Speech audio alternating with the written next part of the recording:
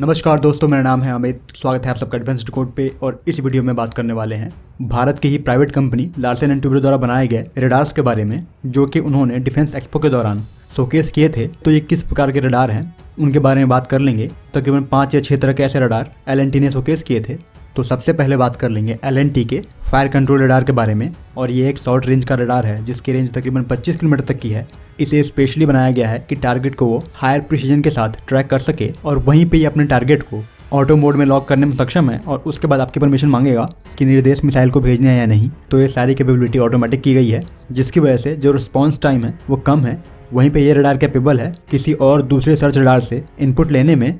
वहीं पे अपने टारगेट को ट्रैक करने के लिए ये डुअल फ्रीक्वेंसी का इस्तेमाल करता है, जिसकी वजह से जो प्रिसीजन वैल्यू होती है वो बढ़ जाती है ट्रैकिंग के टाइम पे।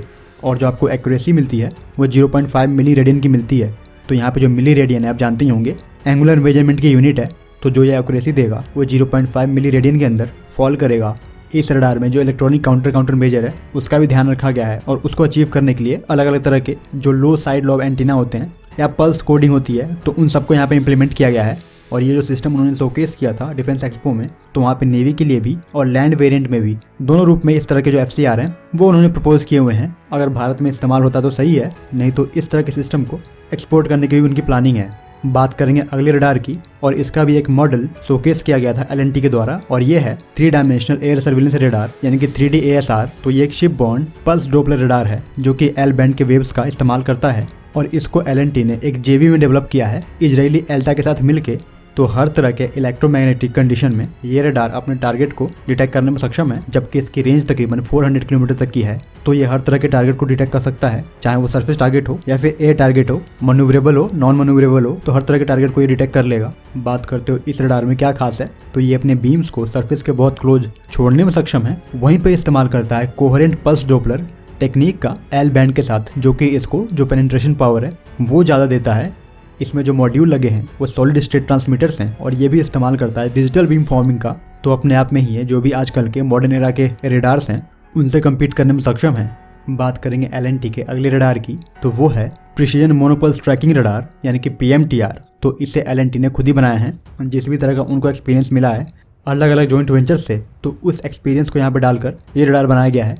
और इस रडार को खास तौर से इसलिए बनाया गया है कि जो भी ऑब्जेक्ट स्पेस से आ रहा है और अर्थ के एटमॉस्फेयर में एंटर कर रहा है या फिर अर्थ के एटमॉस्फेयर को छोड़ के बाहर जा रहा है, तो उन सबको ये ट्रैक करने में सक्षम है। तो यहाँ पे कहने का मतलब ये हुआ कि ये रडार बहुत सिमिलर है इसरो द्वारा बनाए गए रडार के, जिसकी रेंज तकरीबन 5000 किलोमीटर है। जहाँ तक बात करते हो एल&टी के इस रडार की PMTR की, तो इसके 2 वेरिएंट उपलब्ध हैं। पहला है C बैंड में और दूसरा है S बैंड में। और 2 कॉन्फ़िगरेशन में भी उपलब्ध हैं। एक हो गया आपका फिक्स्ड वेरिएंट और दूसरा है ट्रांसपोर्टेबल कॉन्फ़िगरेशन। तो 2 कॉन्फ़िगरेशन में आता है और 2 बैंड के साथ आता है। अगर बात करोगे रेंज की, तो ट्रांसपोंडर मोड में इस रडार की जो रेंज है PMTR की C बैंड की वो 4300 किलोमीटर है, जबकि S बैंड की 3500 किलोमीटर है। बात करोगे स्किन मोड में, मतलब ट्रैकिंग मोड में, तो इसकी रेंज तकरीबन 260 किलोमीटर है C बैंड के लिए, और S बैंड के लिए है 180 किलोमीटर। तो इस रडार में क्या चीज़ खास है, तो इसमें 3 चैनल वाला जो डिजिटल रिसीवर है वो दिया गया है। तो बेसिकली आपके रिसीवर क्या करते हैं, अगर आपके टारगेट से आपके द्वारा जो छोड़ी गई वेव है वो टकरा के वापस आती है, तो आपके जो रिसीवर्स होते हैं वो उनको पकड़ते हैं।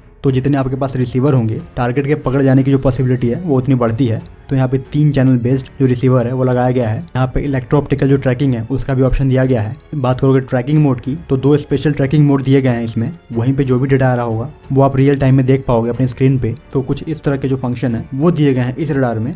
बात करेंगे एल&टी के अगले रडार के बारे में, जो कि ग्राउंड पेनिट्रेटिंग रडार, और इसे IGPR व्हीकल भी कहा जाता है। इस व्हीकल को एल&टी ने ही डिजाइन और डेवलप किया है, जिसमें एल&टी की जो स्टेट ऑफ आर्ट टेक्निक है वो लगाई गई है। और इस सिस्टम को आप अपने टैंक या फिर आर्मी के जो व्हीकल है उनके सामने माउंट कर सकते हो या फिर उनमें इसको टो कर सकते हो। तो ये जो रडार है वो किसी भी मेटालिक और नॉन मेटालिक चीज़ को जमीन के तकरीबन 4 मीटर अंदर तक सर्च करने में सक्षम है। मतलब ऐसा कोई भी ऑब्जेक्ट जो कि जमीन में गाड़ा गया है 4 मीटर तक की डेप्थ पे, तो उसको डिटेक्ट करने में सक्षम है ये, चाहे जो मिट्टी की कंडीशन हो वो किसी भी प्रकार की क्यों ना हो। तो ये एक तरह से मिट्टी को पेनिट्रेट करके एक 3D इमेज क्रिएट करता है, जिससे कि आपको आसानी हो जाती है कि नीचे क्या क्या चीज़ छुपी है वो पता कर सको।